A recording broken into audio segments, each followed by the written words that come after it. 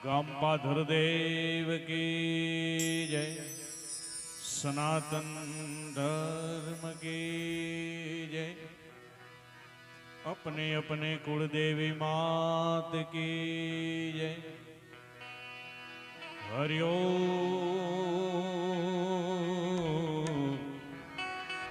नमः पार्वती पते। हर हर महादेव।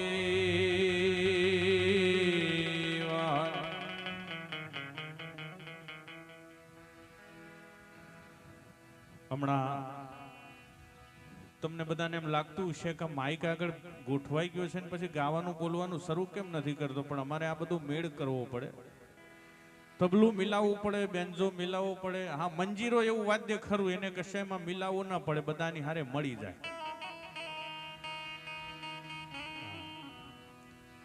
નહીતર અમુક જગ્યાએ અમે કહીએ ને અમારે આ મેળ કરવો પડે એટલે અમને કેક, તો પછી આ ઘરે મેળ કરીને આવતા હોય તો કીધું ભાઈ સાહેબ ઘેર મેળ જ નથી એટલે અહીંયા આવી છે. પણ બાપુએ અહીંયા તપશ્ચર્યાની શરૂઆત કરી. એના બીજા દિવસે અહીંયા એક કાર્યક્રમ યોજાઈ ગયો અને એમાં દેવાધિદેવ મહાદેવનું સાનિધ્ય અને બાપુનું સાનિધ્ય મળ્યું અને મને અહીં મારી વાણી પવિત્ર કરવાનો એક મોકો મળ્યો છે. અને ફરી એકવાર આજે આપ સૌની સમક્ષ ઉપસ્થિત થવાનો એક લાવો મળ્યો છે, એટલે હું મારી જાતને બળભાગી માનું છું. કારણ कि कई लोग जल को नीर कहते हैं, दूध में चावल हो तो उसे खीर कहते हैं, लेकिन आप सभी मिलकर हम जैसे छोटे कलाकारों को भी सुन रहे हो तो उसे हमारा तकदीर कहते हैं.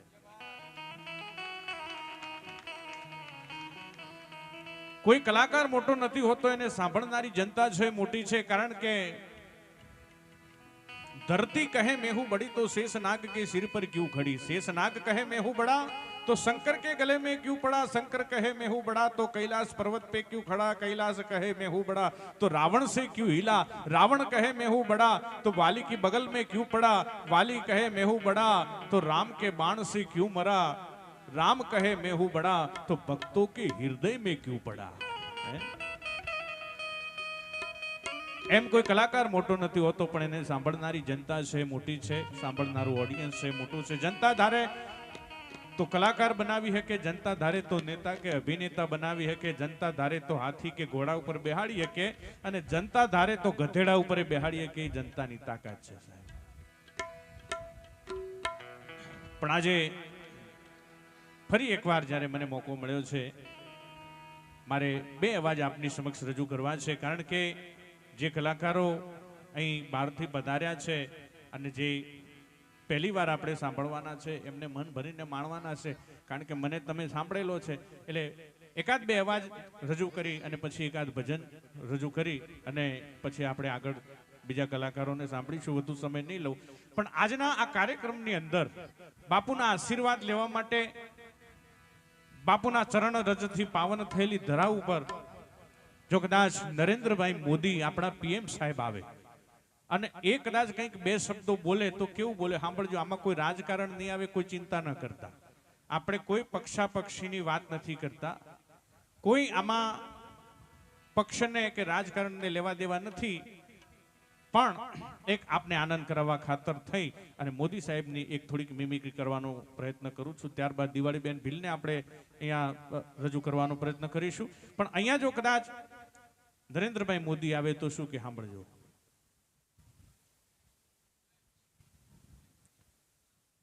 આજના કાર્યક્રમના આયોજકો, સભામાં ઉપસ્થિત વડીલો,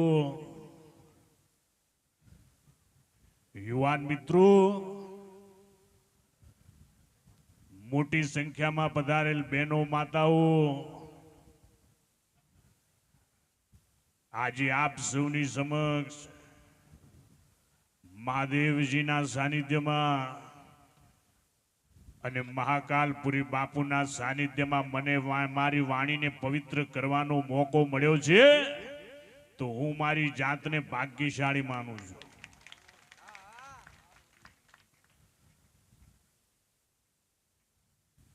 આ ચંદ્રેશ્વર ગામની ધરતી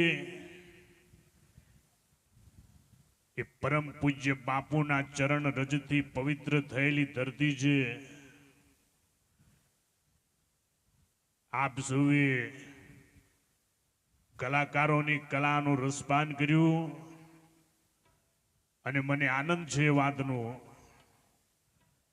મારા ગુજરાતની ધરતી ઉપર આવા સંતવાણીના કાર્યક્રમ થાય, આવા ડાયરાના કાર્યક્રમ થાય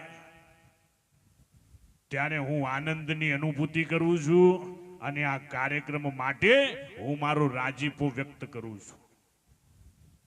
ભાઈઓ બહેનો, હું મૂળ ગુજરાતી છું, માટે હું ગુજરાતમાં હોઉં કે ગુજરાતની બહાર હોઉં, આ દેશમાં હોઉં કે વિદેશમાં હોઉં, પરંતુ ગુજરાત અને ગુજરાતીઓને સદાયના માટે મારા દિલમાં ધબકતા રાખ્યા છે. આપણું એક જ લક્ષ્ય છે, વિકાસ, વિકાસ અને વિકાસ.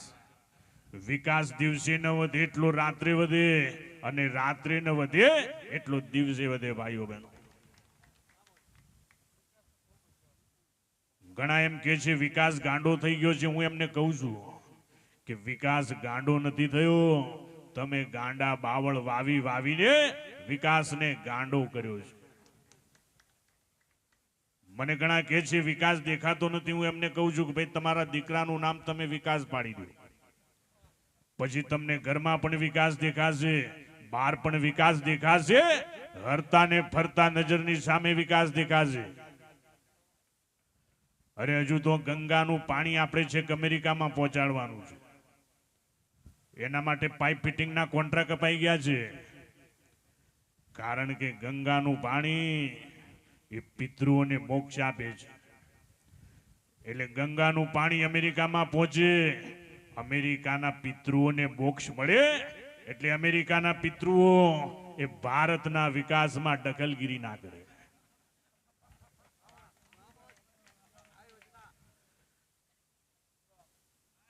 ભાઈઓ બહેનો, વધુ કઈ નથી કહેતો. હજુ તો આપણે આપણા ગુજરાતમાં પાણીપુરીના એટીએમ મશીન પણ લાવવાના છે. કારણ કે હું સારી રીતે જાણું છું મારા ગુજરાતની બહેનો દુઃખ સહન કરી શકે, તડકો સહન કરી શકે, ઠંડી સહન કરી શકે, પરંતુ મારા ગુજરાતની બહેનો એ પાણીપુરીની તલબ સહન ન કરી શકે. અને એટલા માટે આપણે એવા મશીન લાવવાના છે જેમાં એક બાજુથી એટીએમ કાર્ડ નાખો અને તમે 20 રૂપિયાની સિલેક્ટ કરો એટલે બીજી બાજુથી 20 રૂપિયાની પાણીપુરી બહાર આવશે. અને 40 રૂપિયાની પાણીપુરી સાથે 20 રૂપિયાની કોરી પૂરી ફ્રીમાં આવશે. ભાઈઓ બહેનો, કારણ કે હું સારી રીતે જાણું છું મારા ગુજરાતની બહેનો 30-40 રૂપિયાની પાણીપુરી ખાય અને જો 10-20 રૂપિયાની કોરી સડેલી પૂરી જો ફ્રીમાં ન મેળવે તો એને સંતોષ નથી થતો.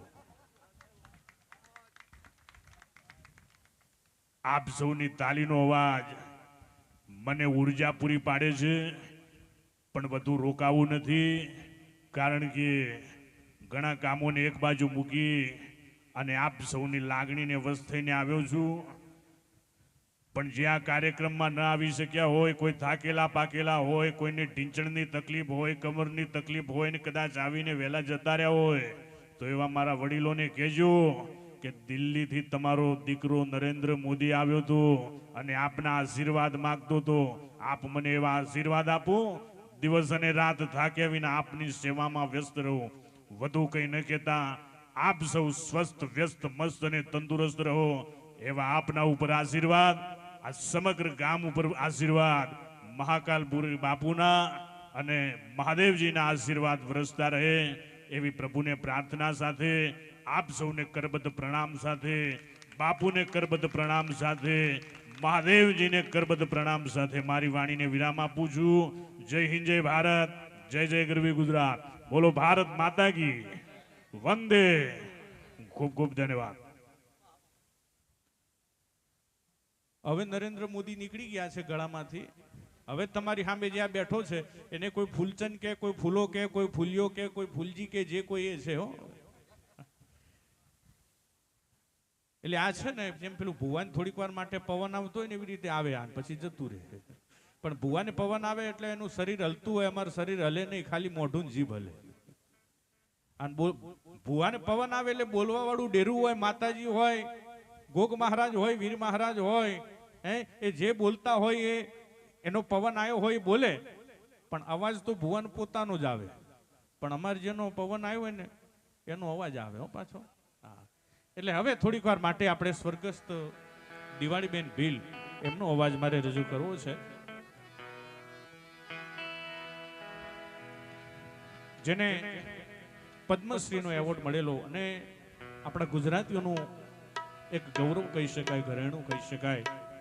જોકે હાલમાં તેઓ હયાત નથી, એટલે મારી ઉંમરના કે મારાથી નાની ઉંમરના જે કોઈ અહીંયા બેઠા હશે કદાચ એમના અવાજથી પરિચિત હોય કે ન પણ હોય, પણ મોટી ઉંમરના કોઈ બહેનો, માતાઓ, વડીલો, દાદાઓ કોઈ બેઠા હશે તો એમને કદાચ એમનો અવાજ સાંભળેલો છે, કારણ કે જૂના ફિલ્મોની અંદર એમને ગાયેલું છે. ગુજરાતી ગીતો ઘણા બધા એમને ગાયેલા છે. એમના ગળાની એ મીઠાશ હતી, એ તાકાત હતી, એવી કૃપા હતી માં સરસ્વતીની કે કોઈ પણ ગીતને ગાય તો એ ગીતને ન્યાય મળી જાય સાહેબ. એ પછી ફિલ્મી ગીત હોય, લગ્ન ગીત હોય, ફટાણું હોય, કંઈ પણ હોય. અને આપણે જાણીએ છીએ રાજકારણીઓ બહુ બિઝી રહેતા હોય, તે છતાંય સ્વર્ગસ્થ ઇન્દિરાબેન ગાંધીએ 3 કલાક સુધી દિવાળીબેન ભીલને સાંભળ્યા હતા. અને દિવાળીબેન ભીલે ફક્ત ગુજરાતમાં જ ગાયું છે એવું નહીં, ગુજરાતની બહાર દેશ અને વિદેશની ધરતી ઉપર જઈને પણ પોતાના કંઠના કામણ પાથર્યા છે.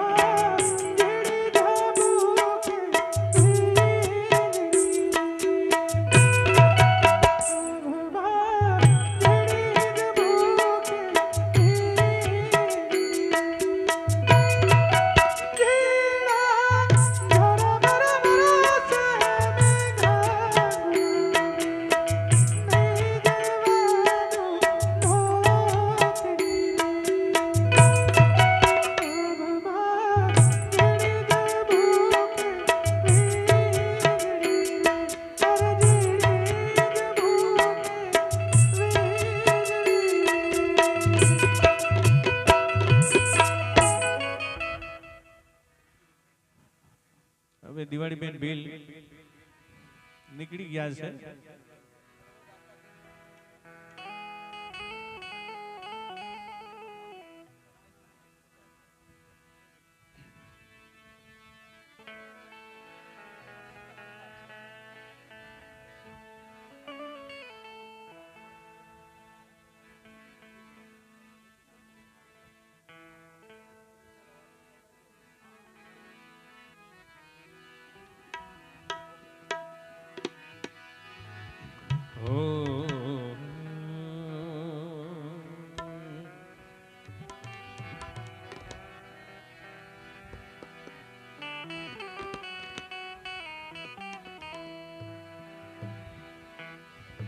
तो संत देखी नमन करिए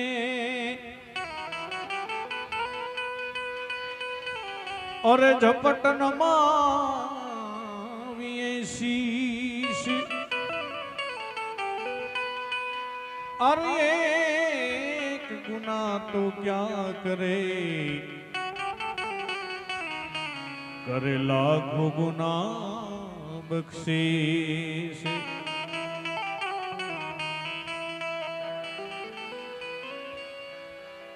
तो सुरठ दरा न संचिरो ना चढ़ो गढ़ गिरनार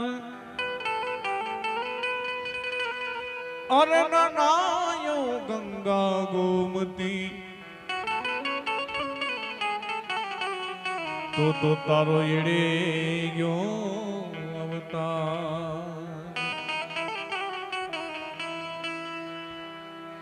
तो तारो रे भरोसो मने वारी ये तारो रे भरोसो मने वारी ये यूं घरो दाता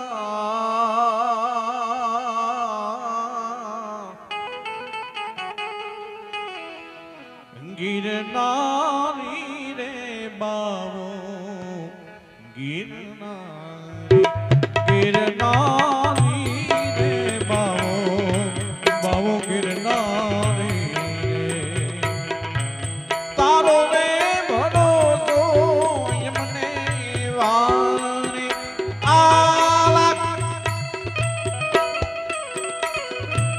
तारो रे भरोसो यमने वारी ए यमो करवो दाता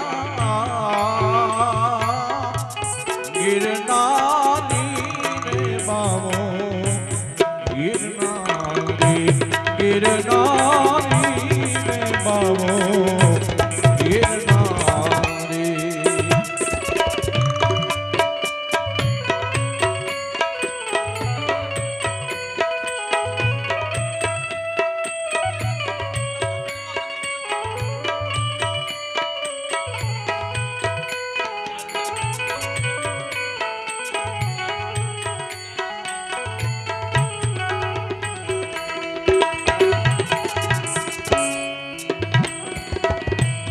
ऊंचो छे गरवो दाता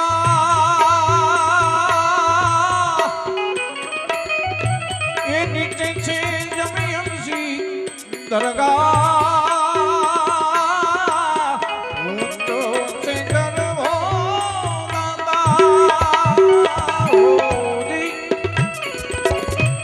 नीचे छे जमी हमसी दरगाह